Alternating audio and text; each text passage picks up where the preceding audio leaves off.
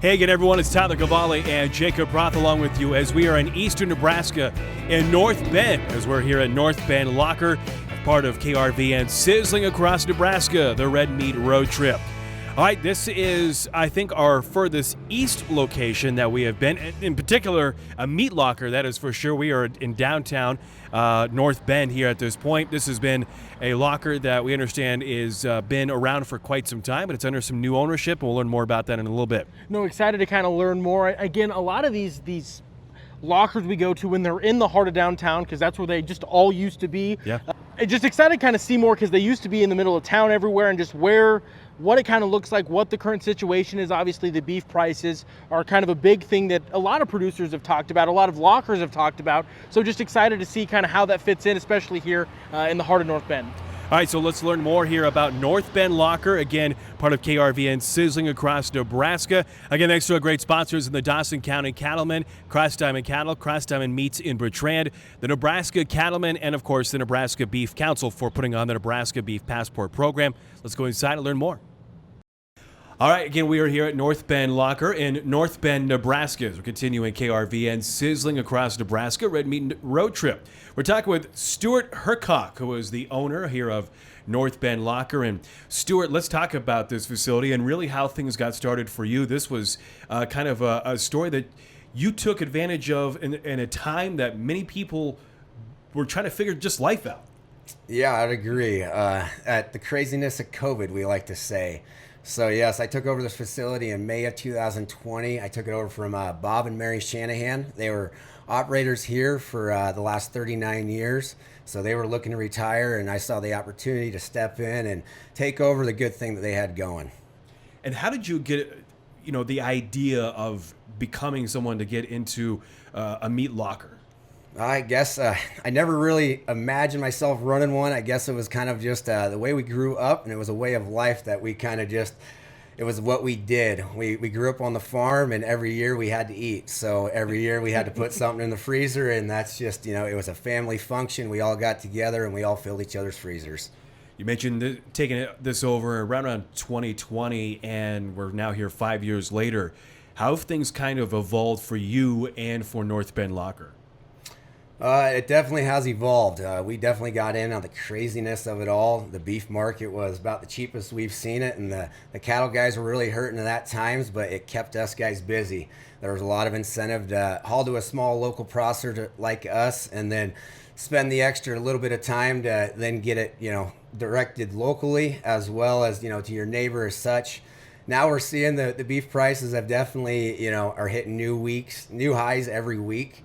So we're definitely seeing a little bit of slowdown, but, it's what the people can afford is kind of what we're trying to do. Yeah, let's talk about, as you mentioned, lower when you started, now all-time highs now as we're looking at things at this point. How have you adjusted?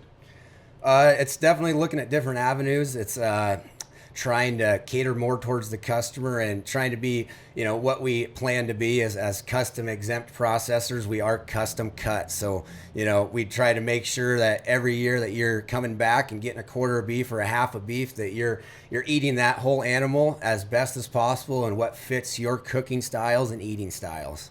No, and obviously being in this part where there's not necessarily as many cattle just roaming around as you move further west in the state, what is the different dynamic of that? Is your network of producers that and you process meat for a little bit wider in terms of mileage, or what does that look like? We've seen it definitely change here in the last 5 years. So when I first initially took over, we saw that older generation of producer, that 60 to 65-year-old guy.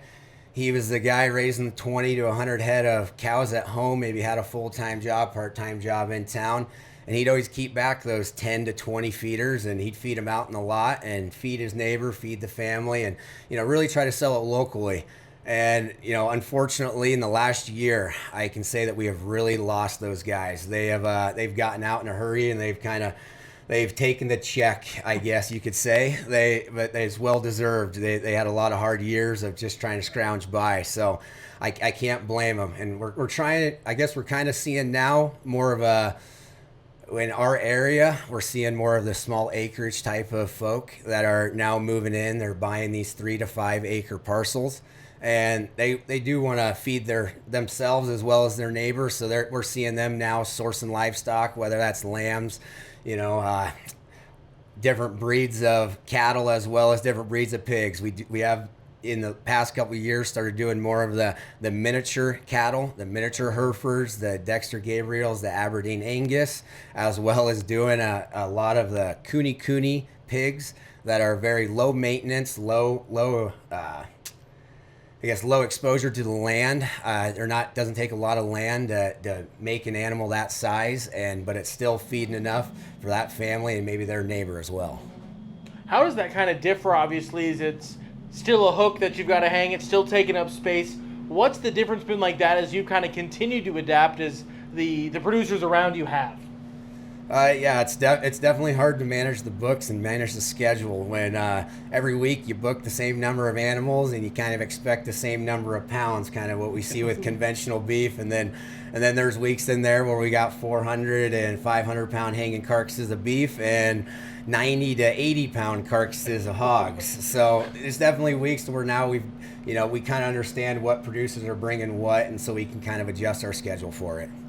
Again, we're talking to Stuart Hercock, who is owner here at North Bend Locker. As again, we are part of KRVN Sizzling across Nebraska. I want to go back to the smaller, the livestock aspect of things, whether it's the hogs or some of those smaller cattle.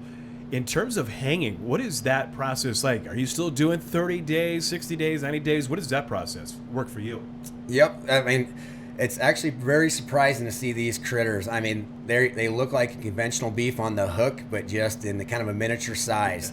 So the beef especially, I mean, we're hanging those the same 14 to 21 days as we would a conventional animal that is dressing out at 1,000 pounds. The hogs on the other end of it, we only hang hogs for 2 days here, and so there's really not much of a change. The people that are producing those types of hogs, they're really looking for that lard though too.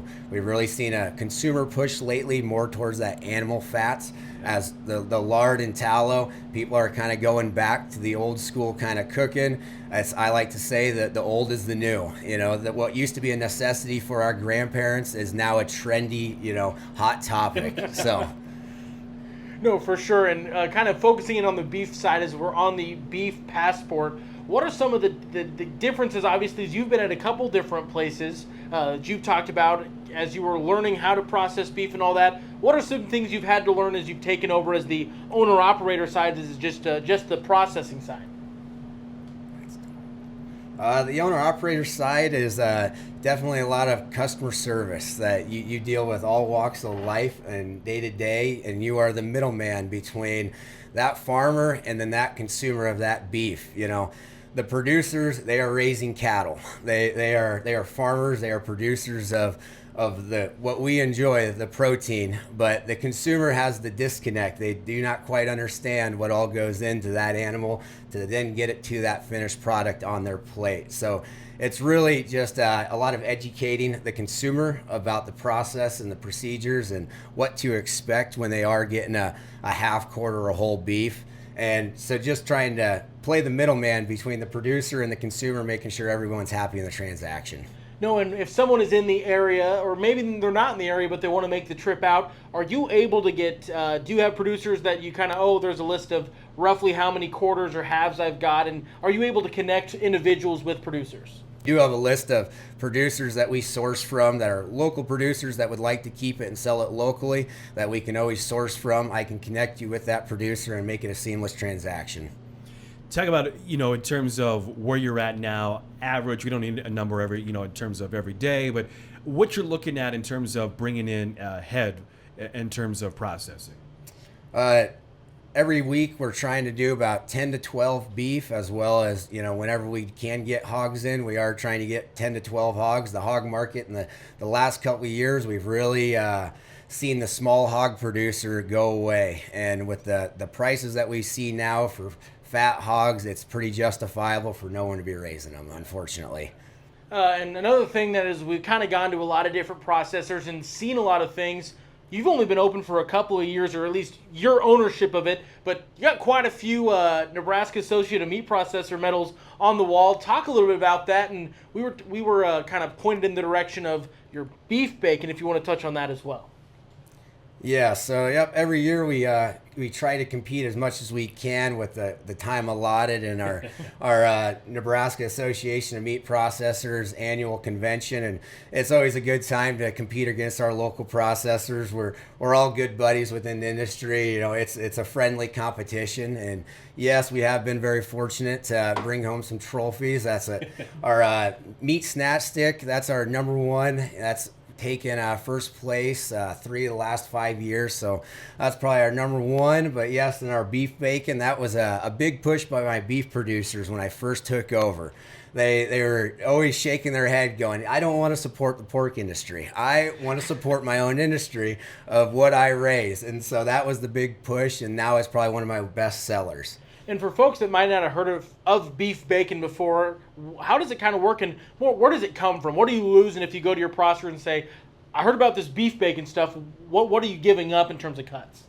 All right, so there's a couple different variations you can do. We actually use the brisket.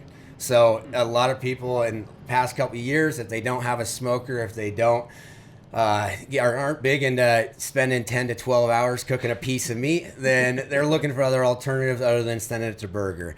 So we actually use the brisket. Other guys will use the plate portion, so you would lose out on a little bit of the short ribs if you're using that. But we just use the brisket, and for our customers that do get it in our custom processing, it's a good alternative to having more burger. Does it taste just very similar to traditional bacon? It does. It has the flavor of the cure, so it's still the brown sugar cure that you would have on a normal, slab of pork belly bacon. I was like, but it does have a little bit of that beefy, salty flavor that you don't have within the pork. It's never a bad thing to have a little bit of beefy flavor in anything. Talk about why you decided to be a part of the Nebraska Beef Passport Program. Reason we were involved was just getting people in the door, I suppose. I mean, it's just a good thing to have people stop by that normally probably wouldn't, stop by. We're kind of off the beaten path now with the new 4-lane highway just went in just 2 years ago, just north of town. So it's just a good thing to get people out and about in the state of Nebraska, get people more involved of, the local processors that are involved in it have always said that it brings people in that normally wouldn't have stopped. And so it's always a good thing to promote beef within our state. No matter how we're promoting it, we want people to consume more beef. And as we've been on the Nebraska Beef Passport Program road trip, we've been trying some Nebraska beef from all over, and as you had mentioned, you have some award-winning beef as well. But not only for us, if somebody else was coming in, what should they try? And what should we try? I'd have to recommend on your guys' road trip probably just a package of I'd have to recommend a package of our jerky. That's one of our best sellers. I can hardly keep it in stock, and that does come from Bob and Mary Shanahan, so I've kept the old name. It's called Mrs. Bob's Beef Jerky, and I've tried to change the name, but it wasn't worth the struggle of having to explain to people.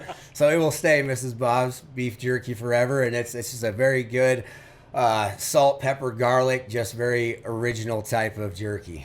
What else do you have in here in your storefront as somebody would come in here to North Bend Locker? Within our store, we have, last time I counted, I think 73 different products we carry up front here, and that ranges all the way from our 8 different flavors of bacon, 8 to 9 different flavors of brats, depending on what we can get made that week, as well as a variety of summer sausage, snack sticks, as well as fresh sausage, fresh brats. And we do carry a Beauty View ice cream, which is a local dairy just down the road. We carry their ice cream as well as their cheese. Okay. As we're wrapping things up, if somebody wanted to bring in their animal here to North Bend Locker, or they wanted to just check things out as part of the passport or buy something, how can they get a hold of you? And are you taking animals in right now? Yes, we are currently taking animals. We have openings in the schedule coming up into the fall, and how to get a hold of us, you can always reach us on Facebook or give us a call at 402-652-8212. All right, again, that is Stuart Hercock, who is the owner of North Bend Lockers. We're here in North Bend, part of the Nebraska Beef Passport Program.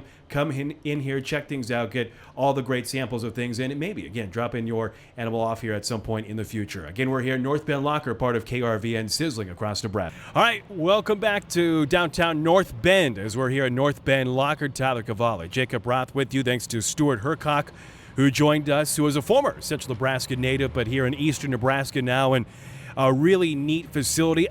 One of the smaller facilities in terms of when you kind of walk in of the front, if you will, but a really unique spot. Again, we keep saying unique. That's an overused word at this point, but it's just every spot's been so different, and I think that's been fun for us. No, coming into it, I was like, everyone's going to feel kind of similar, but each one just feels a little bit different. This one, the building itself feels like it's like a block long, but it's just on the thinner side, so it's kind of deceptive.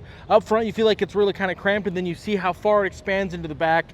Really cool spot and really good conversation. I mean, Yeah. I think that's been the best part of the Beef Passport, and that's something that everybody can enjoy. It's not just us, as everyone's kind of, obviously, if they're busy, they can't quite talk, but good conversation and a lot of great stuff, and it was no different here. Yeah, and we learned about, obviously, how the cattle market is continuing to affect the meat lockers. Again, it's been a couple episodes since we've dove back into the meat lockers, but again, these crazy cattle prices are affecting so many different things, and the consumers, but also the meat lockers. It's just a really cyclical thing, and we're just kind of learning. It's just part of one of those cycles. Great outlook here at North Bend Lockers. Stuart was kind of just like, it's just part of how things are. Yeah. It'll go up, it'll go down, but prices are definitely a big factor. Well, and one thing, too, he said, gets a really great response from Omaha and Lincoln natives, which are only about an hour away, and that's got to be pretty cool. No, it's obviously you've got all these small communities dotted up in east central, northeast Nebraska that are able to come here, but he said that Lincoln, Omaha, those folks coming out here, coming to this type of a locker are a huge part of the business, and that's good to know that people are still willing to drive to get a good product. Supporting local in many different facets, and that's one way people are doing it around here in North Bend at North Bend Locker. So another great stop again, thanks to Stuart Hercock, who is the owner here, joining us as part of another Red Meat road trip stop. Thanks to our great sponsors, as always, the Nebraska Cattlemen, the Nebraska Beef Council, Dawson County Cattlemen, and Cross Diamond Cattle, Cross Diamond Meats in Bertrand for helping power KRVN Sizzling across Nebraska. He's Jacob Roth. I'm Tyler Cavalli for KRVN Radio.